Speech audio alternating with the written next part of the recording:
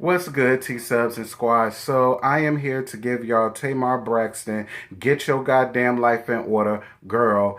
This is still season 1. This is episode, I don't know, I think it's 5. And it's Celebration and Chaos. So the episode get off. So the episode starts with Tamar and David getting ready for his 50th birthday bash. And in the midst of them getting ready for that, Tamar comes out in the black dress that she just had to have down to this dress shop that she went to with the black crown on it. And who I think it was one of them tired ass sissies, so I'm gonna get together towards the end of this, that tucked her into putting those god awful ass feathers on the sides, on this both sides of her shoulders of the dress. And he says that he reminded her of Della Reese from Harlem Nights. Now, was it insensitive? Yes. It was very insensitive. Was it a lie? No. Because I'm not going to lie, Tamar, that's what you gave me with them tacky ass feathers. Like, I don't know if you was getting ready to meet your man's family, or was you getting ready to go down to the Catch One for a nasty piece of drag show. Like, that's just what you gave me. I won't hear for it. I actually preferred the second dress with that nasty piece of cape over over that first dress that you had on. I didn't like it. Point blank period. I didn't like it. David, and my mind is racing 1,000 miles. David and his brother talk about Goli and DreamWorks. The brother says that it's clearly witchcraft. The brother throws out Leviticus chapter 19 and says that he has no problems with confronting her about the issue. Now, don't get me wrong. I went to Leviticus chapter 19 and verse 31 does say, and I quote, "Do not turn to mediums or seek out spiritualists, for you will be defiled by them, I am the Lord your God." It does say that. It does say that. But it's funny because I love when people love to throw out the Bible when it suits them and suits their narrative. It does. It does. It kills me because there are a lot of things that's in Leviticus chapter 19 that the both of you are basically doing. Allah, do not deceive one another. Do not lie. Do not swear falsely by my name and so profane the name of your God, and I am the Lord. That's what it says. And both of y'all have done that. Do not go about spreading slander amongst your people. Both of y'all are doing that by sitting down, running down about this woman that neither one of y'all know. You don't know the process. Like, David did not give Goli a chance in hell to get to know anything about what it is that she does. And we're going to get down to why in a minute because I almost jumped ahead of myself. But oh, bitch, Goli got your ass together and I was all here for it. And as far as that brother who was sitting there looking like the crack of a baboon's asshole, I don't like you. I like, and I can already tell I don't like both of the brothers. So I can already tell I ain't going to like your old ass mammy or your old ass pappy. I feel like all of y'all need to just go on ahead back, get back on the boat and go back to where the flying hell y'all came from. Because at this point, I feel like everybody in David's family are nothing more than a walking contradiction. And it's so funny to me how this seems to be all about David. You know, the person who said that he would never be caught dead on reality TV. He don't even want to have nothing to do with this. He's just here to support Tamar. Keep that in mind. So, Tamar invites Goli to the party and she comes, but she says she doesn't understand why she's coming because David has zero interest in getting to know her. Goli goes off on her own and she starts having drinks with the rest of the guests because she's uncomfortable with being there. And girl, Miss Goli went there and got drunk boots. Like she was sitting there dancing in the corner. Girl, she got so damn drunk, mama girl fell on the dance floor. No parking on the dance floor, girl. What you got going on, Goli? But see, I was on Goli. Not only was I on Goli's side, I felt really bad for Goli, and this is yet another time where Tamar dropped the ball. Because if I was Tamar and I know my ugly ass boyfriend don't see it for this woman for no other reason but trying to control and manipulate the situation to suit his good, I just never would have invited Goli. Goli had no reason to be there. She doesn't. David don't like her. She don't particularly care for David. None of his family was even interested or willing to even get to know this woman, to talk to her. Like, did they even say, hello, how you doing, goodbye, anything to the damn woman? But yeah, Goldie, like, while I understand how you felt, you was crazy as hell for even showing up. Because let me tell you something, baby. I don't go no place where I'm not wanted. And I don't be around nobody that don't see it for me. I'm not looking for nobody else's approval but thine own. You learned a very valuable lesson in this, Goldie. Don't ever do that no more. So Tamar goes to talk to Michael about what's going on with Goldie, and David goes to get Tamar to go and meet more of his friends. She says that she's tired. His friends wore her out, and he says it's because you're drunk. She said, not even. I only had 2 drinks, and he says 3 glasses, and she says, stop counting my glasses. Like, that's the issue that I have with David. He's controlling. Who cares if she was drinking? This is a party. Maybe if you take a couple of drinks or 2, maybe you wouldn't be so uptight the way that you are. And then you and Tamar's immaturity level completely showed down to this episode, like with that pseudo-ass argument that both of y'all tried to pick with each other before Tamar decides to change out of that god-awful ass dress and get down to that very stunning black dress that she had on with that nasty piece of cape that went with it. That dress I was here for. That should have been the all-night dress, Tamar. I'm just saying. So the next day, Goldie meets with Tamar for a session, and she asks her to talk about the dream that she had with Ellen. So she has 3 of the guys on Tamar's glam squad to come in and be props for the dream. But she hits a wall, and Goldie feels like she's blocking the real issues that she has. And it's like, Tamar, you're saying that this is working for you, and I believe that. So if you believe that, stop standing in your own way.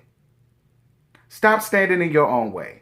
In order for this process to work, Tamar, you have to be 1010% committed to everything. The good, the bad, and the ugly. That's the only way that you're going to be able to cross the thresholds that you need to cross in order to get to where it is that you need to go. How can you heal if you're constantly sitting up saying, I don't want to talk about this. I don't want to bring that up. I don't want to deal with that. I don't want to deal with this. It's like you want to do it, but you're so used to carrying all of this load that you're just allowing that to take place and fester. And I'm sorry, that's not the thing for you to do, Tamar. It's not.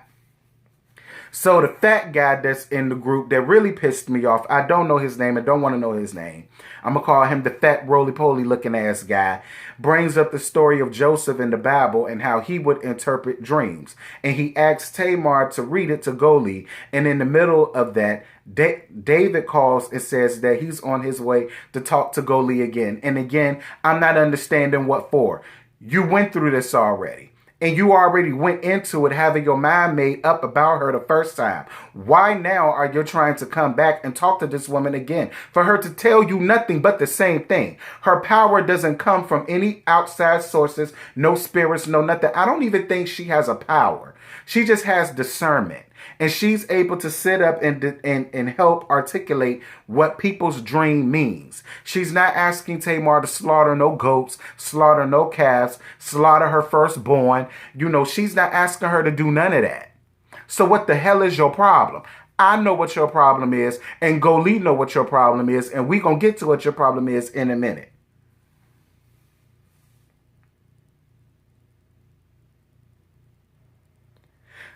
So when David comes in to talk to them, David, Tamar, and Goldie all demic themselves, and they go down to Tamar's bedroom and they shut the door. Goldie tells David, and this is why I went up for Goldie, baby. Goldie tells David, who are you to criticize the work that I do? You're not the one on stage. Tamar chimes in and tells David, you're making everything negative, David. So then Goldie loses all self-control, and I won't mad at her. She should have done this a long time ago. She should have did it when that mop-headed bastard sat down and tried to run down on her the first time.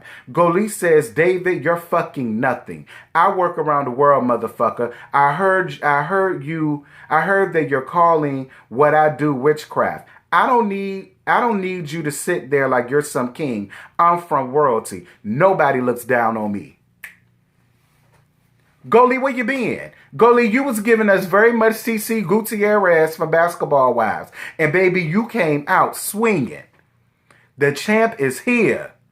The champ is here. Eye of the tiger, it's the thrill of the night. Mama girl went in and let have on David, and I was all here for it. Mama girl put her pussy on the table. She said, nigga, who the hell you think you talking to? And who the flying hell do you think you is? You may try to act like you walking around here, Prince Akeem, but honey, I come from real royalty. Holla at your girl. Holla, but don't yell. I was all here with it. So then Tamar says that you're not going about it the right way, David, and I don't agree with you.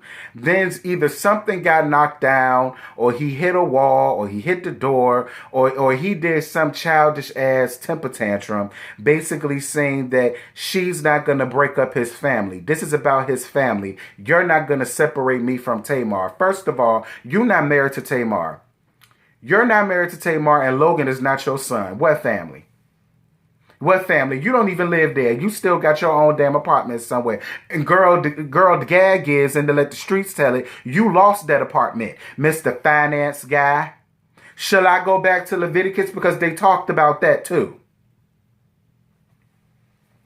God don't like ugly, and he ain't too fond of pretty or cute. And child, you ain't neither one of them. So Goalie goes outside and says that she's done. She said David is more interested in the series than his girlfriend is, and he's just using her. He's intimidated by her because her work sees through his lies. Yes, God, Miss Goalie. Thank you, Goalie. Because, listen, Goalie, the gag is, we ain't even need you to tell us that. We already knew that about David. For somebody who did not want to have anything to do with this situation, he showed had a lot to say.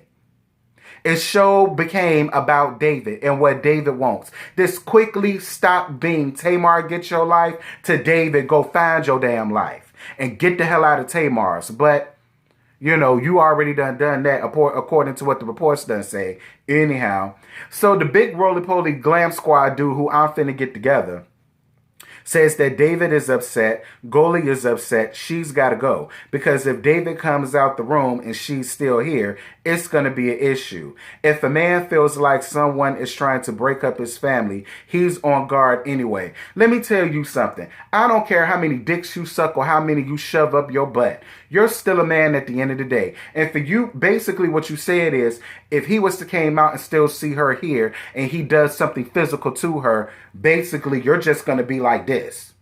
Are you kidding me?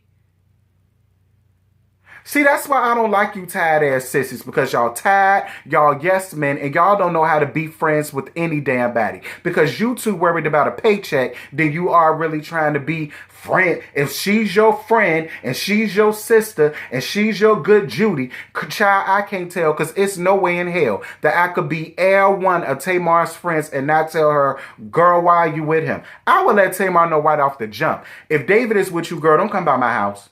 Don't come around here, because I'm a bash David goddamn brain in if he come to my house. Don't bring him nowhere around me.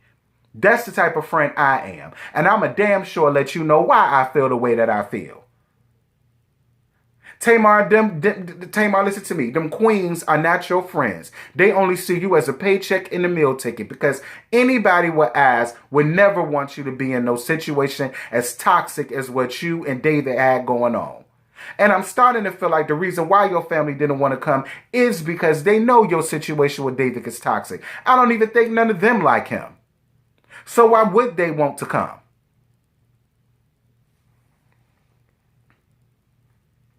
So Tamar goes out looking for Goalie, and they tell her that she left. She said, good, because I'm tired and I'm ready to go to sleep. She's about to be in Zanny heaven for the night.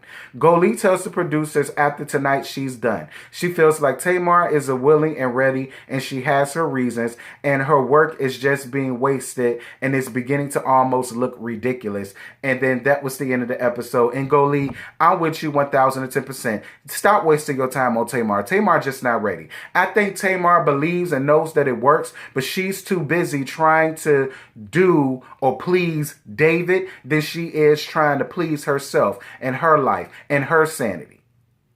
And people that are just like that, Goldie, you just got to wash your hands up and say, girl, fine. I'm not about to force you to walk into your destiny. I'm not about to force you to do none of this.